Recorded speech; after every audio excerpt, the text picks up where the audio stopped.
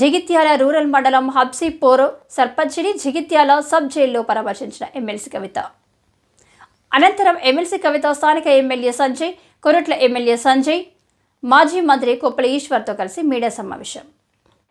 ఈ సందర్భంగా ఎమ్మెల్సీ కవిత మాట్లాడుతూ హబ్సీపూర్ సర్పంచ్పై కక్షపూరితంగా వ్యవహరించి ఎమ్మెల్సీ జీవన్ రెడ్డి కేసు పెట్టించారని, అధికారం మారగానే బీఆర్ఎస్ నాయకులు కార్యకర్తలపై కేసులు బనాయిస్తున్నారని, జగిత్యాలలో 30 సంవత్సరాల్లో జరగని అభివృద్ధి ఎమ్మెల్యే సంజయ్ చేశారని, అభివృద్ధిని చూసి ఓర్వలేక ఎమ్మెల్సీ జీవన్ రెడ్డి మా నాయకులపై కార్యకర్తలపై అక్రమ కేసులు బనాయిస్తున్నారని, రాష్ట్రంలో నడుస్తుంది కాంగ్రెస్ పార్టీ రాజ్యమా, కాకిల రాజ్యమా అని ప్రశ్నించారు.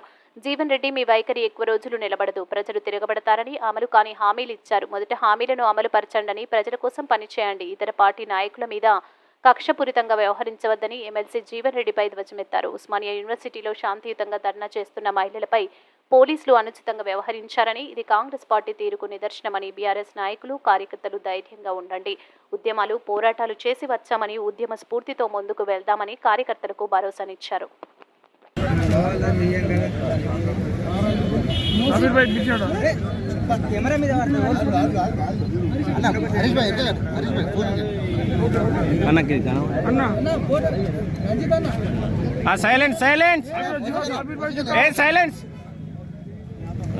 జై తెలంగాణ.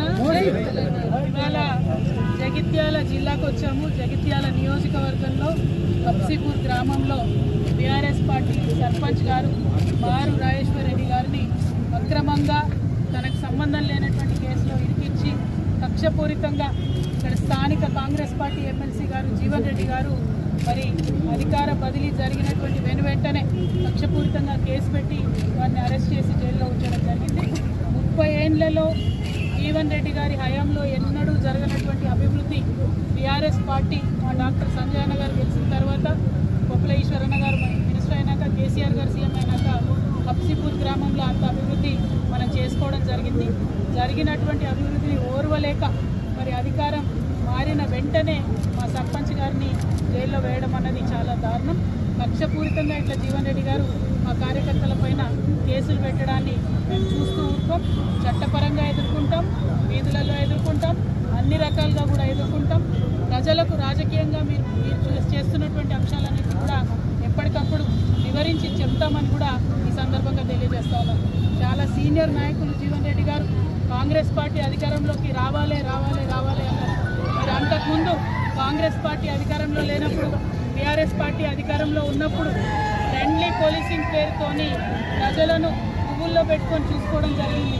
ఏ పార్టీ కార్యకర్తలైనా వారి మీద రాజకీయ పరంగా మేము పోరాటం చేస్తాం తప్పితే చట్టాన్ని వాడుకొని, పోలీసులను వాడుకొని ఇట్లా ఎప్పుడు కక్ష తీర్చుకోలేదు. ఇది కాంగ్రెస్ రాజ్యమా, కాకీల రాజ్యమా అనే విధంగా ఇవాళ రాష్ట్రం అంతా కూడా వ్యవహారం నడుస్తూ ఉన్నది. ప్రతి నియోజకవర్గంలో ప్రతి చోట కూడా ఇటువంటి వైఖరిని కాంగ్రెస్ పార్టీ ప్రదర్శిస్తూ ఉన్నది. కాకపోతే జీవన్ రెడ్డి గారికి మేము హితం చెప్తా ఉన్నాం, ఇటువంటి వైఖరి ఎక్కువ రోజులు నిలబడదు, ప్రజలు తిరగబడతారు. ఇప్పుడు మీరు వాగ్దానం చేసినటువంటి అమలు చేసేటటువంటి ప్రయత్నం చేయండి. మీరు అలవగాని వాగ్దానాలు చేసి అధికారంలోకి వచ్చినారు, వాటిని అమలు చేయండి, ప్రజల కోసం పనిచేయండి. కానీ ఇతర పార్టీ నాయకులు కార్యకర్తల మీద కక్షపూరితంగా వ్యవహారం చేస్తే ప్రజలే దాన్ని తిప్పికొడతారు. తెలంగాణ ప్రజలందరికీ కూడా వినమ్రంగా మేము విజ్ఞప్తి చేస్తూ ఉన్నాం. నిన్న కూడా మీరు చూస్తున్నారు, యూనివర్సిటీలో శాంతియుతంగా ధర్నా చేస్తున్నటువంటి ఆడపిల్లల్ని చుట్టుపట్టి లాగి మహిళా పోలీసులు మరి పడగొట్టినటువంటి పరిస్థితిని మీరు చూస్తున్నారు. ఇట్లా పోలీసులు ఇదివరకు ఎప్పుడు కూడా తెలంగాణ రాష్ట్రంలో వ్యవహరించినటువంటి దాఖలాలు లేవు. మరి ఇవాళ కాంగ్రెస్ పార్టీ వచ్చినాక కొత్త ఒరవడి ప్రారంభమైంది. మరి ఇటువంటి అధికారం పోలీసులకు ఇచ్చి ఇది నిజంగా కాంగ్రెస్ పార్టీ రాజ్యమా, కాకీల రాజ్యమా అనే విధంగా చేస్తూ ఉన్నారు. దీన్ని మేము తీవ్రంగా ఖండిస్తూ ఉన్నాం.